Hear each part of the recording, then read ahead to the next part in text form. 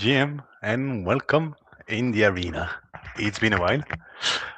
Sorry for the last show, but it was Christmas. I figured it was a bit of a weird time to do it.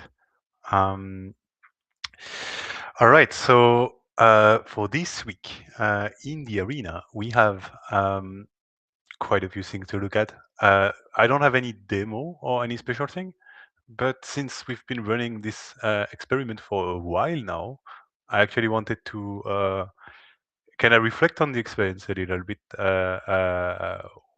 in terms of where it's at uh, and what we can observe? Because so the performance is terrible, of course, but I think overall the experience is totally in line with what I've seen the average onboarding of DeFi for an average user, And I've been also a bit like how to say it, naive slash willing to try a lot of things that we didn't especially know a lot about, the glide, the reflect, and so on. But which, in my perspective, I guess, is a bit of I played a bit fool there, let's say. But because I wanted the experience of this show to be close to the average experience of a new person joining DeFi. And a new person joining DeFi, even if you tell them, bro, I have a liquidity Uniswap curve. You can do all you need just with all those fours. You don't need to be the gold digger trying to find the new gem buried deep somewhere. Well, I don't know if it's curiosity, if it's greed, eh, whatever that is. People end up trying things, trying random things. You onboard a friend, and I don't know. Two weeks later, he sent you a message, and Jude is farming some leverage real world asset farm on Sol. You're like, how do you even farm this? Like, I have no clue where you would find this, but this is how it goes. So anyway, long sideways, but I want to look at the performance on that, and essentially to help you realize that at the current stage, we've been destroyed pretty much on everything that was unstable. But also, the stable are performing pretty well. So it's really like essentially it's a lesson of humility, if we look at it properly, because we can quickly go. That's a good thing that we have the sheets. Um, so yeah, maybe just as we're going through the position, I had to interact with the position outside of the show for the first time ever. So I'm sorry for that, but I would rather have not to. But they are migrating their the product, the reflect automation things we use for Aerodrome on the last show, and so I had to withdraw the assets from the strategy, and there too we got budget of about 10% loss essentially on the capital deployed in slightly less than a month. So that's the reflect farming strategy. The stable, I will put them aside for now, but just to look at the other trade. So there were $10,000 deployed in VARO, where here, okay, we're excluding the yield, but the yield is not big yet. So let's say here at face value, 33% of the position was burned, about $3,600 of effective loss at today's price. The mega E sale, well, this one is one of the few volatile where we don't have the conclusion yet because the token is to be liquid and so on. Then we had this glider fee IRO long. You remember we just wanted to test this little automation on GliderFi, and essentially we made that strategy. Hey, you buy IRO and you sell it when IRO is $1. Well, $500 turned into $266, about a 50% loss in 2 months. And the very first position we opened, an ETH to the square long on Sear when ETH was around 4,000.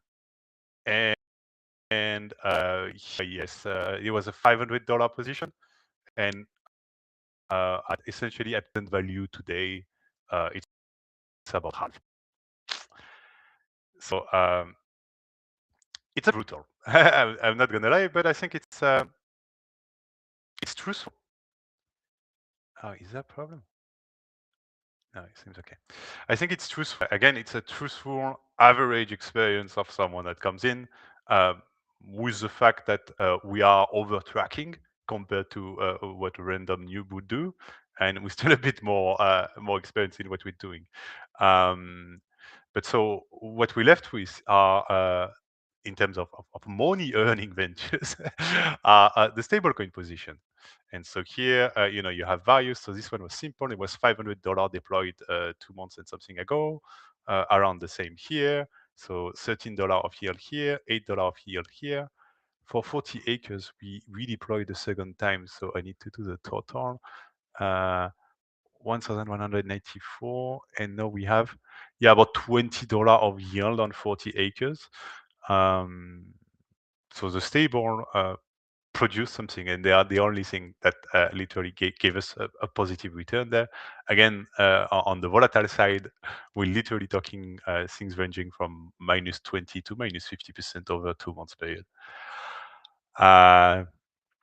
So yeah, I think it's actually great,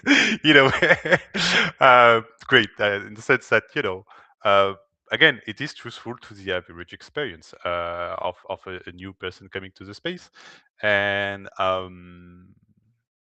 yeah, I think it kind of shows that the safest way to go about this is simply to harness the stablecoin farm. No, I remain long-term positive even over all volatile position, but of course we're going to need a decent amount of time to reach break even on such positions now. So we have a bit of harvest to do actually on the IRO side. So let me put that to Gen 8. Oh my god, that's like that's 4 epoch at once. Oh yes, because I missed the previous session. That would be right.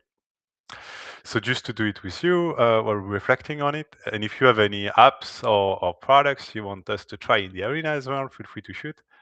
But yeah, just to account for all of that, I will check that DBank has a good value. Yes, seems it is. So I will take DBank.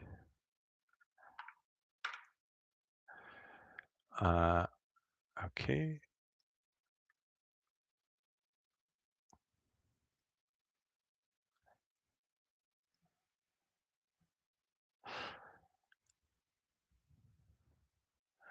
So just to claim the rebases and what I think is 3 or 4 epochs of yield. 4 should be 4 because we're meeting on Thursday. Yes.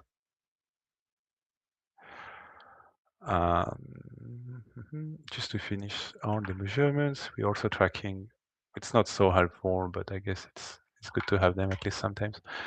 The number of IRO in the position, which goes up slightly every week because of the rebase, with this rebase API that you see here, about to 35%. But yeah, this is not the most interesting part. Of course, the most interesting is the raw yield produced. And so here, the position we got mid-November, we initiated the position. And yeah, we've produced about $200 of yield, roughly, a bit less. No, about yeah, it's slightly short of 200. Which is not so bad for a position about 20% yield. The only problem being, of course, the value of the principal, which depreciated quite a bit since about 2000 last year, since we bought them. We wanted to invest 10,000, but yeah, because we bought NFT of the OTC market on Vexi.fi, we had to compose with what we found, and we ended up investing a bit less. Um, So yeah, here's for this arena. I think it will show you that overall, I think essentially, to put it this way, the stable coins farms are the alpha and omega of DeFi, literally, in a sense that when you begin, it's your alpha. You should start with that because, again, as you've seen here, uh, pretty much everything else comes with serious price risk, and depending on which kind of markets you're on board, uh, you will be able or not to protect yourself against them. The stablecoins are essentially the only verticals where, with a decent risk management and a bit of monitoring, your chance of loss is extremely close to zero because it's essentially just a hack of the protocol or an issue with the stable coins or things like that. Uh, but then you get some yield, and then depending on how much you optimize, you can get pretty decent yield. So I'm pretty happy that what you've seen in the arena has been, it's not too shabby stable yield. So we love to talk about how atrocious the performance was on the volatile, and I gave you the number. I faced them, but we can also look at the actual yield because it's a small amount of money. It's 500 we deployed. You might be a bit like, it's not that much price. What do you mean? But let's do some math quickly just so you understand. So, for instance, this Adventis position started at $500 on the 16th of November, so roughly 45 days ago. So, like $14 of yield produced on $500 on 45 days. It's really like you need to roughly multiply the yield by 9 to have the yearly now, and assuming it extrapolate yearly. So we can do it quickly, but there would be something like over the year, this position is gonna yield about $135. And 135 at the current pace would be above 25%, something like that. Okay, that's what we've established and analyzed as the riskiest exposure of a stable bag. We've been over this when we deployed the position, and that was kind of the idea. If you remember, we deployed kind of 3 position layered, where 40 acres was all consensual, safe. We know it's gonna earn, but we're not risking too much here. Aventis, because we're providing liquidity to a perp dex. We were aware that the risk was bigger here, and essentially the question was more about, are we gonna be paid sufficiently for that over risk we are taking compared to 40 acres? And IPO was kind of a bit of an in between. It's at face value, it should be a more safe product than Adventis because of its nature, but it's also a bit more recent. It's also a Vol type of product that deploy your capital in several other products.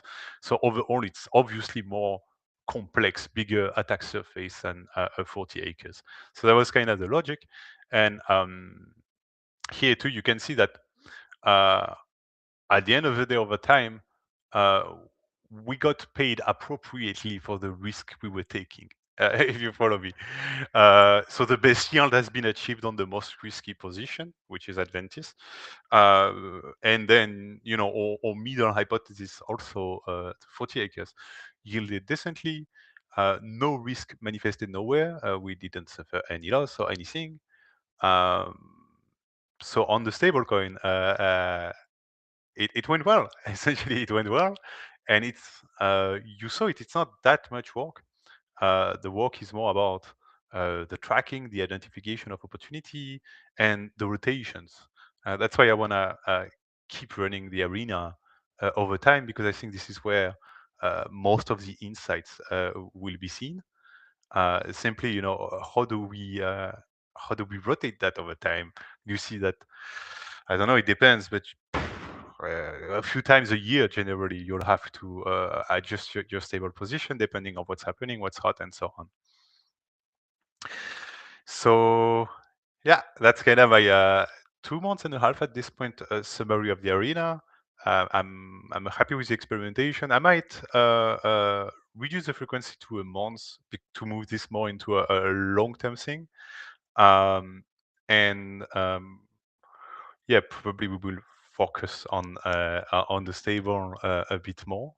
But yeah, I think it's it produced overall informative results, and I hope it was for you. It's not over, so no stress.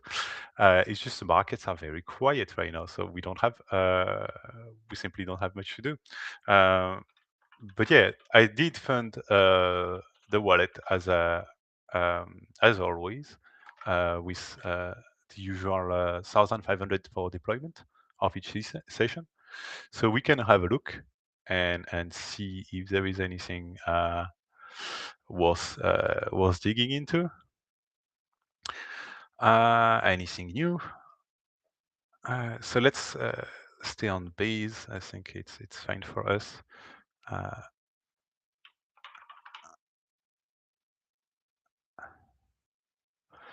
Up. So just to have a quick look at DeFi Llama, some basic filter, audited farm, single exposure, maybe $1 million even. It's really just like a discovery tool, to kind of see what's hot right now, and then we can see. But essentially, I think that's a good practice again, because you see, like, look at the top 5. Okay, we haven't touched Gains Network, but it is a 1 million TVL, paying just a bit more than Adventis. But then the second is Adventis, and we're in. Adventis has almost 100 million TVL, and based on those criteria, is the second best yielding source on base for USDC. We are in there. So properly. And then if you go further the list, number 4 is the IPO, where we also allocated. Number 6 is your protocol, where we also allocated. And number 5 is the Harvest Finance for 40 acres. Which I want to dig, because I don't understand how it can make sense. But anyway, it's getting deposits. It's one of the good sources. So now, what is this vault doing? Because because there is OP incentive now or something like that, I think. Let me check, because I don't see what would be the point of having this vault. No, the incentives are on the board. So if I earn only USDC. Why do I need a Harvest vault to deposit into that? Let's go see Harvest Finance. Harvest Finance, like this. You shouldn't do that at home. Okay, now I'm gonna do it proper. Go through CoinMarketCap. I can't show you bad practice on stream. So what is this mysterious Harvest Finance vault doing? We want base. Show me the USDC on base. Yeah, okay, here it is.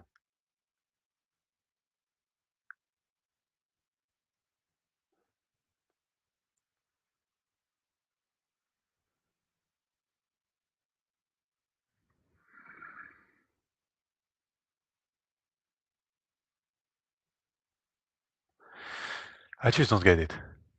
I literally can't get it. There is no reward to compound. It's just a wrapper of 40 acres. And yet somehow they have a decent amount of the deposit. There is 9 million in the 40 acres vault, and it seems like 3 millions are coming from these guys.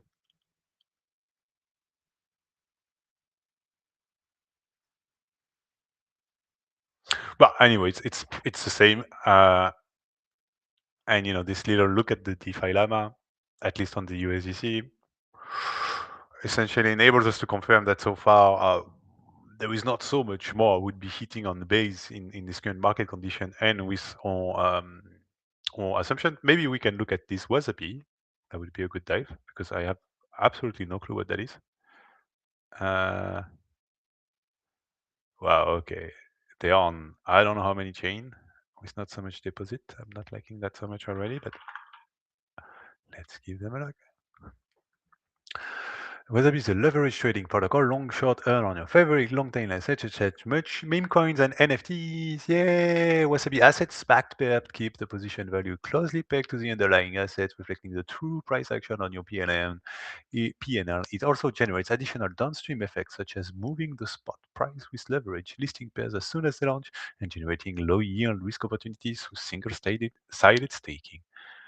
Mhm. So another leverage for a product. Sure, we don't have enough of this. Let's see. I don't care what knock is.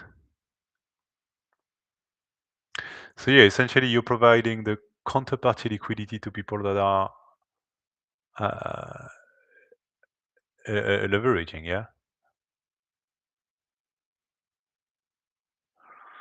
Hmm.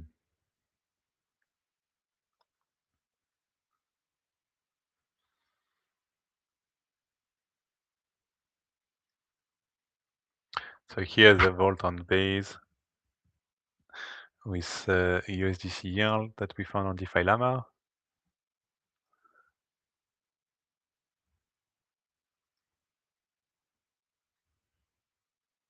Hmm. Yeah, I'm not too inspired. Oh, okay, there is points and stuff like that. Of course, it's driving volume.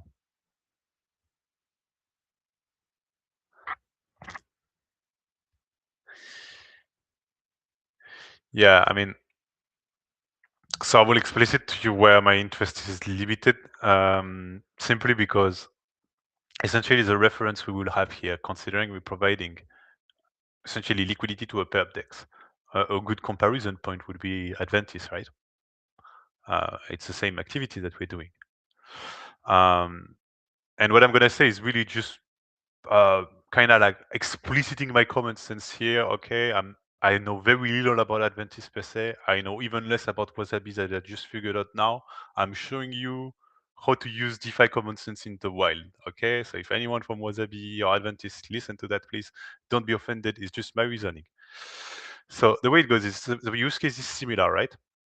Except on what you do concretely with your money, the exposure at face value that you take is similar. You're providing liquidity to a PEP. The thing is, on one hand, you have a platform, Wasabi, that a priori is less known, less reputation to begin with, but especially remember the focus it put on. Essentially, hey, we are the leverage platform for meme coins and shit coins and NFTs, which is obviously a bit more above the risk curve of what you will find on Adventis. And I'm not saying Adventis is listing only beautiful things, but look at the top market. It's Bitcoin, it's Solana, it's some stable, some fiat, sorry, with high leverage, or some major like hype. Okay, you also have some a bit trashy stuff like Shiba and Dog and so on. But of course, the leverage solution usually they love meme coins because people they love to get leverage exposure to meme coin. But essentially, I guess my whole thought process would be this, and the assets are simply way more risky on Wasabi. From what I'm assessing at my first look, the overall supply size is about a third, and the yield is lower. Remember, they're paying 8% right now versus 10 something on Aventis. So that would be typically a case of not being paid proper for the risk we're assuming if we deposit here. Like to put it the other way again. So you follow me? Why would I put in Wasabi to earn less than what I would put in Adventis and take more risk, as far as I understand it? Um, so that's why I'm going to pass this one. Sorry, I'm a bit sick. So yeah, not so much exciting development to do, I guess, and that's why maybe I was gonna reduce frequency because it's gonna be a bit of that. But I want to show you over time. So what I would do now is I'm just gonna double down on what worked And you don't have to go find a new fucking gem every week. That's another massive common mistake I've seen a lot of people doing. So, we just assess the wallet and what are the conclusions. Anything volatile we touched, we got butchered. Maybe the choices were wrong, maybe market conditions. The performance is here, like minus 50% here on the long on ETH, minus 30 something percent here or around on the Aerodrome Purchase, excluding the yield, but the yield is not big yet. And we don't have it here on Debank, but about minus 50% as well on the glider automation. So absolute horrendous performance on the volatile, but then on the stable, we found 10, 15, 20% yield, depending of the positions we open and when, and no loss. So, we're not masochistic. Let's just keep at it. So let me see exactly to round up the amount I will have to swap a bit. Let's go through Aero straight.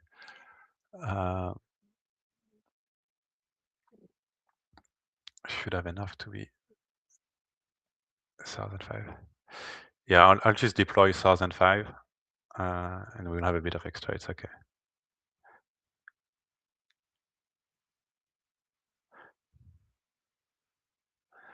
Yep.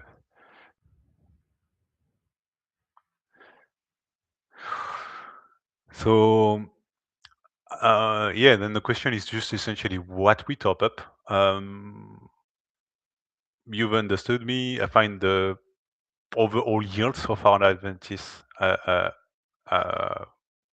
to say it, worth it for the risk we're taking. So why not topping up here?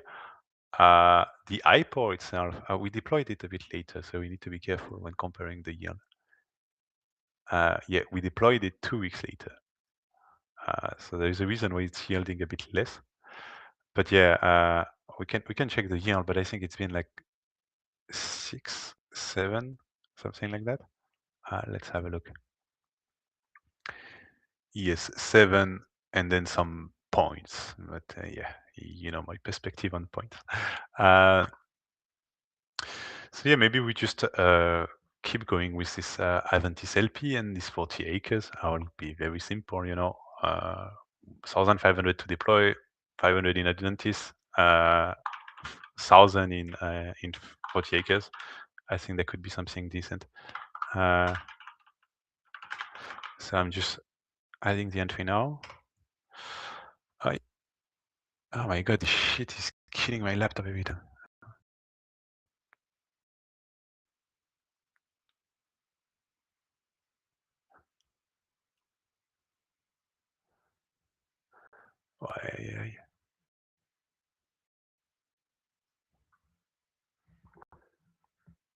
I need to talk with those DDoS guys. Like, yeah, guys, I'm suspect you fucking mining Bitcoin on my laptop right now. The thing is melting as soon as I touch this shit. Oh my goodness. Sorry, but this is yeah, I'll try again because I didn't want to use Google shit because I wanted us to be properly aligned. But honestly, I can't touch a laptop right now. I'm burning if I put my hand on the car area. Just out of this. So we said Adventis. Yes, okay. So today we are the 8th.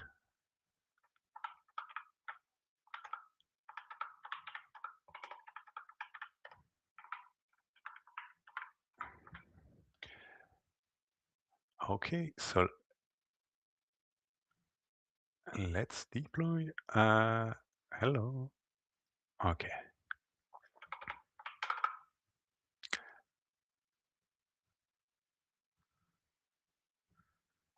So 500 more for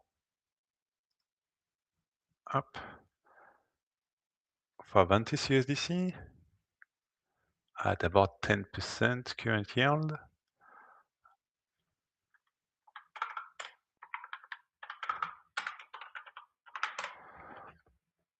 And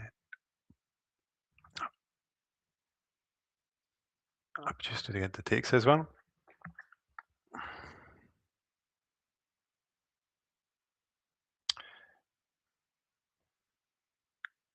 go.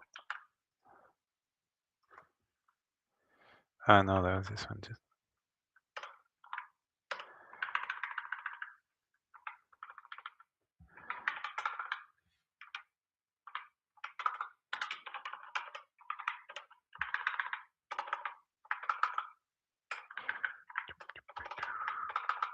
Okay. And now just to do the same with 40 acres. Same. No, sorry, we deploy actually a bit more. We said 1,000. Hello, connect me, please.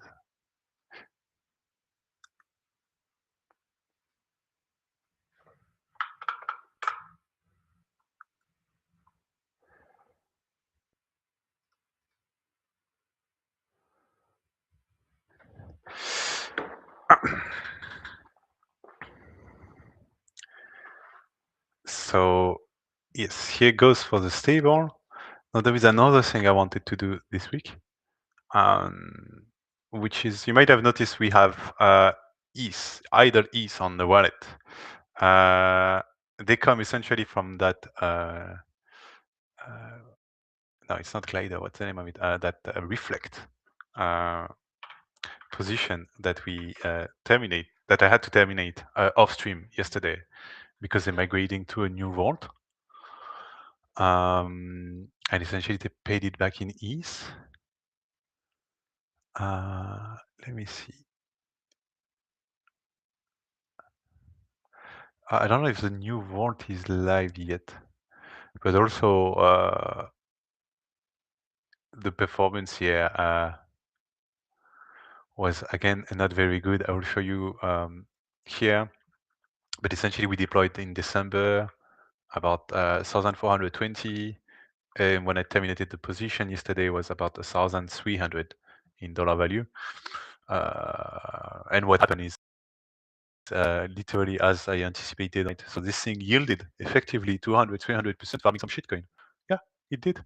Except the shitcoin went to zero and then destroyed all the performance and more. So classic case. I was thinking that the robots would be a bit smarter. They are aware of it though. We've been chatting. I've been telling them that, like in the current state of the product, I don't see what are you doing that I can do just claiming my IRO and dumping them once in a while,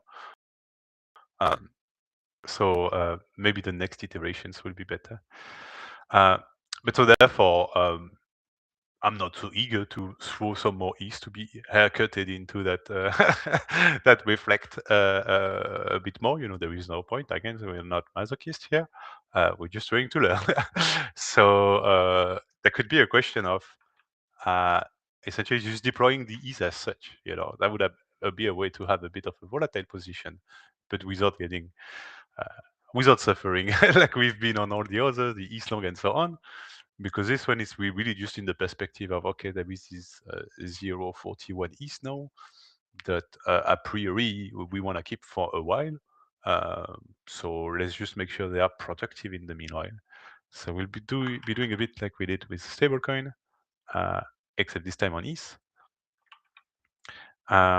just to see what are the ops, what's happening on base with this ETH. $1 million audited at least. Let's do it like that. Subway API. Oh yeah, no, I need to single exposure because we don't want to be LPing or something. So there is not so much. Some Panda. Wow, it's nothing crazy.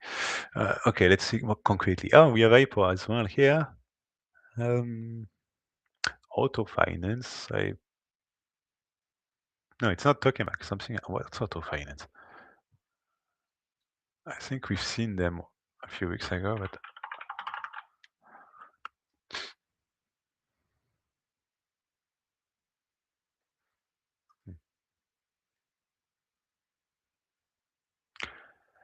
yes, that is TokenBrice. And at this point, like, I'm sorry, but don't even dare call that shit DeFi. You see how I'm welcomed. There is no reason to block my country at all, apart from having lawyers that are pissing themselves and founders that are listening to those lawyers that are useless, telling them to block whatever they need, else they will get I don't know what. Like, I'm sorry, but no patience for that. So bye bye. It doesn't deserve any more airtime. I know it's just a website and I can use a VPN and so on. But again, this is not about, you're blocking me, man. This is about, it's antithetical to everything we're supposed to do in DeFi. And if you just blindly enforce that to the max level of understood compliance with your misunderstanding of excessive compliance that the lawyer are giving to you, just because you would rather do that than actually think about how you can stay true to the value of DeFi and ensure service for everyone in the world, no matter their country, no matter that their country is supposedly whatsoever. And there's I'm not in Nigeria whatsoever, so it's anyway. Let's stop here. But yeah, VPN. Sorry, gated access like this. I'm out. That's a new rule I started enforced, and I even do it with friendly protocol that I like. Because again, this is not fucking DeFi. This is, I don't know what that is, but that doesn't interest me. Now you know what is actually DeFi and might have better yield than all those shit we were looking at. It's a cool little protocol called Pull Together. And the funny thing is, because it's not referenced on DeFi Llama for some reason, people are often sleeping on it. So when I find myself in those positions of, I have these assets that I want to keep for a while, this asset usually being some ETH or some stablecoin, I will always make sure to have a look at Pull Together as well, because there could be some decent ops. So let's see what kind of yield can they give us for ETH on base. So we have an Aave Vault, 1.4% price yield, no bonus yield. They're not doing bonus yield anymore on base. We have a Morpho, 2.0. What happened to the bonus reward? They're no longer on base, but they are on like optimism, for instance.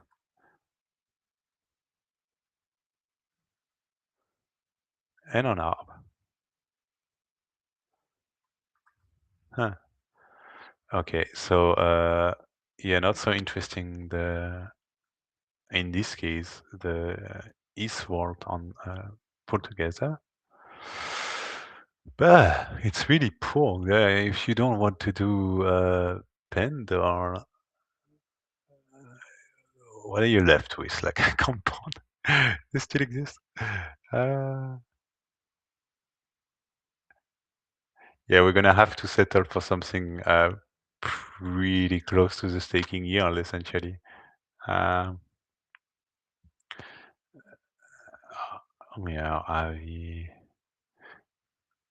there's nothing really exciting.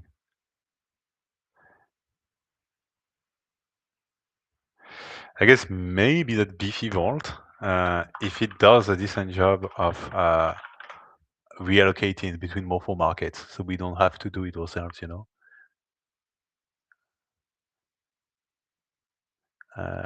So let me have a look. We're on Beefy now, on base, we want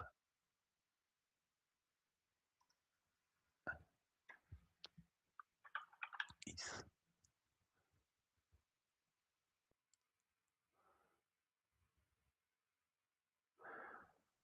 So yeah.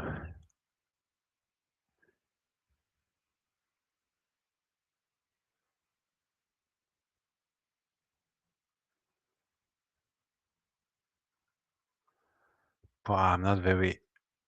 So they have two vault depositing on Morpho. What's the difference between them? Different curator, essentially.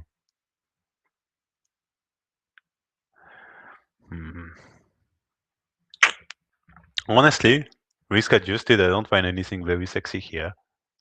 I would take the staking or Avi at this point, because like assuming a curator and a vault just to get 0.3% extra doesn't fly by me.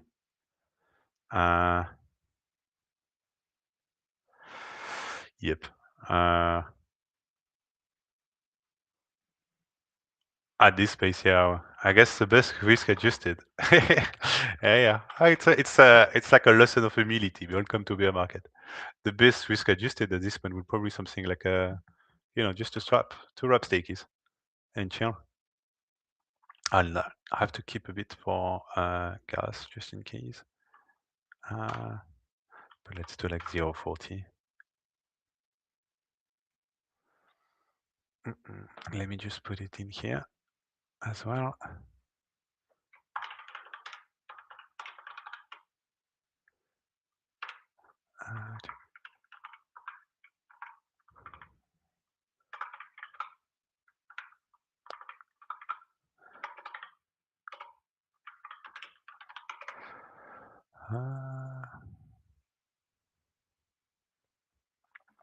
So yeah, just cold or straight staking, because why bother?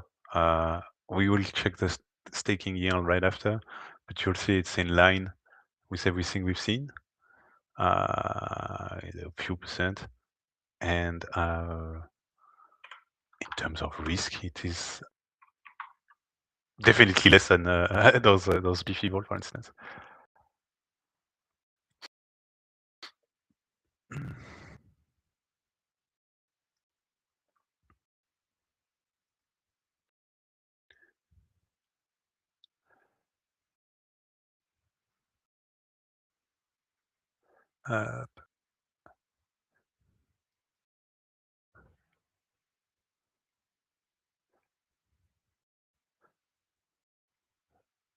And the sheets are attacking the laptop again.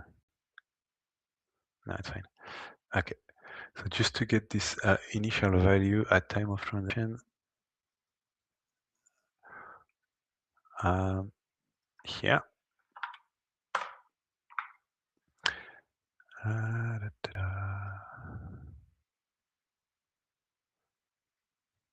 Oh boy.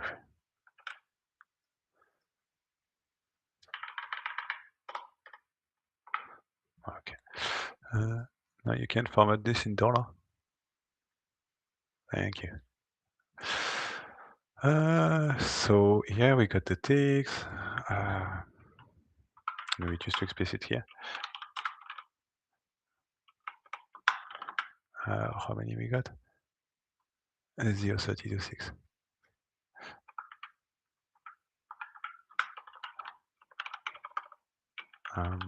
And so just to know,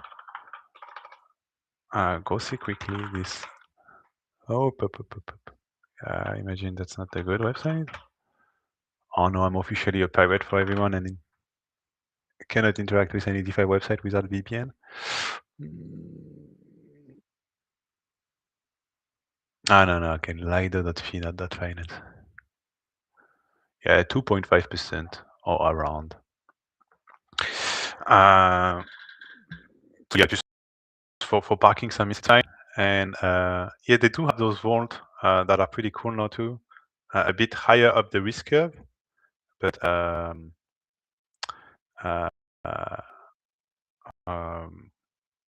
to say it? Following the risk slash curve, you take a bit more risk, you get a bit more yield. But they're mainnet only. That's why we're not using them in the arena. Because we are parking, 0.40s for, I don't know, 6 months, maybe a year, something like that. I don't think it would be worth it to go to mainnet, suffer the bridge and all of that for a few percent of extra yield. But no, they could be interesting, the GGV and so on. We're using them at the collective, for instance. So yeah, I think that's pretty much it. I hope I didn't depress you. I wanted to be a bit like a bit real, to to kind of look at the numbers and yeah, just be honest about what happened. Sticking with the stable is usually the best way to learn and also the best way to earn. Doesn't mean that you need to be scared of anything volatile. I don't want this to be the lesson of the arena as well, but I just want to show you that the arena is brutal and bloody. As soon as you leave your stables, you can be you can be mugged quite hard and quite fast. And even on the stables, you can be mugged quite hard and quite fast. I'm trying to show you some pretty reasonable practice here where we understand what we are doing, what we're getting into, and so on. But obviously, if you start to get into the more exotic stables, the more exotic it is, the more the proportion of mugging goes up, obviously. So yeah, it's about trying to show you a happy middle path where hopefully the return will be good, but we haven't maximized the risk neither. I want to show you a path where what could be considered like we say in French, a good family dad DeFi, or finance or whatsoever. It's this idea of like, yeah, you're being responsible. Like if you're a dad, you have kids, you can't afford to lose the whole capital overnight. No, you would uh, rather be a bit safer, grow a bit slower, but make sure you do not get um, get destroyed essentially. So that's a very kind of like a preservation driven approach. But I think it's fitting in DeFi, and especially in the current sets, the current situation, the cards you have. Uh, it's still pretty much, yeah, a matter of survival. Um, so yeah, I think that will be it for today. I want to do a bit more core stuff on the next session. So what we're gonna do now is I will switch to a monthly, so we have a bit more material. We'll potentially go over the hour if needs to be on that new monthly format. Um, and yeah, I will take some time to think about like trying to structure this reflection on the strategy of this wallet a bit more, but also like feel free to let me know if any of you have been following now the arena since session one. It's not like six sessions together, so you've seen a bit of this concept. Feel free to let me know what you like, what you would like to see more of. If some stuff are boring, maybe the accounting, it was fine to see it at first, but now you're like, oh, Bryce and his stupid shit. I don't know, maybe maybe we can skip that, or maybe not. Probably, I don't know, but just like feel free to tell me your feedback essentially, if any. And yeah, I'll see you for the arena next one then a month from now. I will announce on the Telegram, so feel free to join the Telegram. And I'm working on preparing the spotlight as well. Man, oh man, but yeah, still a bit more work there. But I don't want to let go of spotlight. But also, I don't want to do spotlight for the sake of doing spotlight. So that's why spotlight is not on a regular schedule. I really want to be spotlight to be a show like, hey, I'm Bryce, I found something cool and I want to let you know about it. I think it's interesting. I don't even know if it's live yet or I'm not allocated. It's really just the tech interested me. There is something that I need idea that I think is relevant, and I want us to kind of dig together with the builder of that thing to figure out, is it really interesting and where can it go. That's kind of the mindset of spotlight. So I want to preserve like this genuineness, and therefore I will do it only when I genuinely have this feeling about a project. I think Twine was a very good one to do that first spotlight, and so yeah, I'm just I'm watching. But yeah, like Rico was saying in the chat, the opportunities are pretty dry right now. There is nothing too exciting to look at. So yeah, we do with what we have, and I think it's also important to not burn yourself in those quiet moments. Like, hey, it's okay. Maybe we do 3 months of like, oh, let's top up the stablecoin farm and measure how much performance we did there, and that's it. That's fine if that allows us to survive and to still have something to deploy. I don't know, at the issue of those 3 or 4 months, um, and actually make something here. And I've seen this scenario quite a few times. I was just looking at the wallet of someone I onboarded. He's actually a lucky man, and he wasted all of that. I will not reveal who he is, but he's probably the person I've trained the most directly in one session of DeFi for whatever reasons. It's his personal story between us. And he was doing well. He was doing well for a while, patient, observant, not too greedy. And then I saw panic uh, when everything was settled for stablecoin. And actually, his timing was good. His timing was good. He did that before a dump. So I thought he was doing okay. We're not talking anymore for that anymore. So I'm just following the wallet, but I'm giving you the story high level.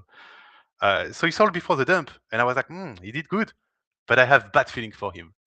because I saw how he solved it, and it looked like panicked on chain. I could tell. I could tell it wasn't like a strategy or anything. And I was worried of the redeployment because I knew what was going to happen because I've seen it happen before. If you panic solve in the middle of a dump, you're going to be panic buying in the middle of another dump 95% of the time. Well, exactly what happened for him. And about 50% of the net worth burned in a couple of months because of that. So don't panic. That's the best, the best advice. And how do you not panic? You do not panic when you have a system and a protocol. As simple as that. So all these things of like the tracking, trying to compare the farm opportunity between them. Oh, this one paid me this much, but we're assuming this kind of. All of this is a method, a system that allows us to ground those decisions that we're making into some form of reality instead of impulsion. Take it this way. Uh, the reason why I'm okay to do this publicly with you, because you could be looking at that wallet and be like, Bryce, this is pure humiliation. You burned some, I don't know, like a $4K with us over the last two weeks. Are you retarded or what? The reason I'm willing to put my face and do that with you, and I think I'm doing something good. I'm not shy of what I'm doing, because again, every single of those positions, I can give you the thought process as to why we opened, what were our perspective, what were our understanding of the risk, be it price and also when we opened them, how they have manifested so far, and we haven't been caught by surprise on anything technical. Of course, the price we can predict. We opened the long on ETH just before it went down, things like that. Okay, bad timing, bad anticipation on the price. But so far, this wallet has lost zero to a hack, a technical problem, or something like that. So that's also an important part, and I think yeah, or even just I guess the panic on this wallet is contained just by the fact that I want to transact. I want you to see the transaction, so we're just only doing them every 2 weeks, even maybe every month now. But I think this is even better. Probably a better way to do DeFi to work with those constraints. Uh, and I really saw it for me because I will give you that little story, and that will be my last part today because I'm getting a bit chatty. um, so you guys probably know I've launched a collective with some colleagues a bit more than 2 years ago now in October 2023, if I yes, fourth or third. 2 years ago. Yes, a bit more than 2 years ago. Uh, uh, and so the collective is a non-profit association that receives some initial donations from projects that were aligned with the vision of the collective, which is to support the most resilient decentralized DeFi protocols there is, help them grow, help them strive, help them still be there 20, 50, 100 years from now. So essentially, the collective means collective is managing assets, okay? Different V positions, tables, and so on. But the collective is not a gambler, okay? The collective is here to produce a yield out of those assets, yield that can be used then to fulfill the mission of the collective. For instance, a big area of expense right now of the collective is DeFi Scan. You probably heard of this DeFi Scan.info, right? The decentralization reviews the L2 bit of protocol decentralization. Well, it has a cost to be that extensive in how you analyze a protocol, establishing the framework, paying the guys that do that, and so on. So there are costs here, and they're covered by DeFi Collective. So it's a bit of a long context, but essentially, what I realized about 6 months in of the collective, and I was a bit schizophrenic, I was simply so the collective reports on its wallet every month, every quarter, every year. So it's a very documented wallet. You go deficollective.org and you will find all the information. Well, 6 months in, I simply look at the performance of the collective, and I'm like, wait a minute, Bryce. The collective is outperforming you, and you're taking 50 times the amount of risk of the collective. Are you insane? And it's even more troubling that collective is a multi-sig, of course, is operated with colleagues and so on. But I am the person responsible for the DeFi strategy of that wallet. So it was literally Bryce and Bryce on two different wallets being completely schizophrenic. One wallet going like, taking 5 bullets in the face every day for 5% yield over year, and the other barely taking any risk and making more yield. So it really made me realize, like, oh, essentially, what the hell am I doing with my personal activity? It doesn't, the reward I'm getting doesn't match the risk. And I started to essentially reflect a bit like, okay, then you can do it because you're doing it for the collective. So how do you bring the collective methodology to yourself? What's the difference between the two? How comes you are a degenerate for you and you are a good family dad, as we were saying earlier, for the collective? And analyze the situation. I was like, of course, so first, the collective, collective have a mission, a purpose. It's not my assets, it's the assets of the collective, and those assets are to be used for something. So there is kind of this, I guess, this sense of responsibility, that led me to have a bit of a different mindset. That's the context of it. But also, I thought about it a bit more, and I was just like, I looked at the number of transactions, okay, because that's another interesting factor, and I realized that overall on my personal, I was about 10 times more active than the collective. Again, for a lower yield and a higher risk. So it's like, it's more work, it's more risk, it's less yield. There is nothing that's right here. So I put that constraint to myself. Essentially, I've imported the DeFi collective constraint to my own personal activity, and for me that translated into weekly management maximum, but preferably monthly. So that means I do not transact at random times anymore, except very special circumstance. I don't know, a new project is launching and I want to put in the sales or things like that. But essentially, my ongoing regular DeFi operations are done according to a schedule. I don't wake up one morning, oh, I feel like I want to sell. No.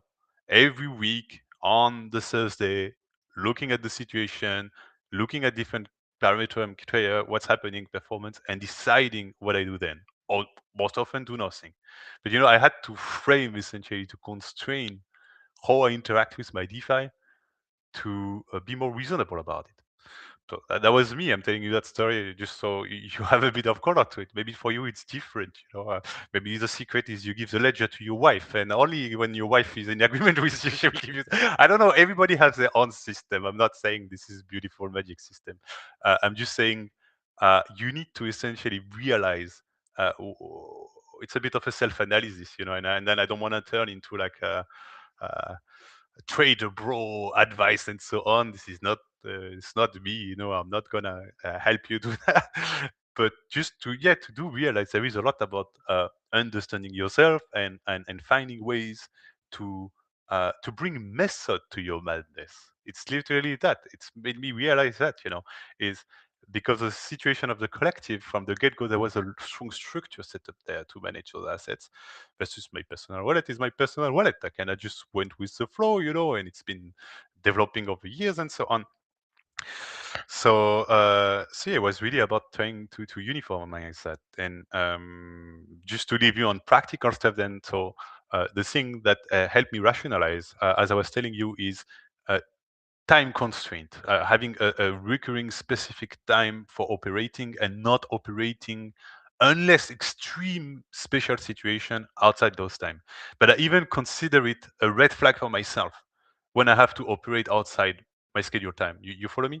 Because that means I was overexposed. And essentially, if because I have this logic of every week, I don't behave the same way as when I was pretty much always ready to shoot.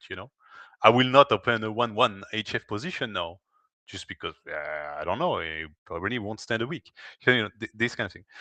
And the second thing, and I'll leave you on that, is the reports. Another thing I realized with the collective is, again, because it's so public treasury, we report monthly on it.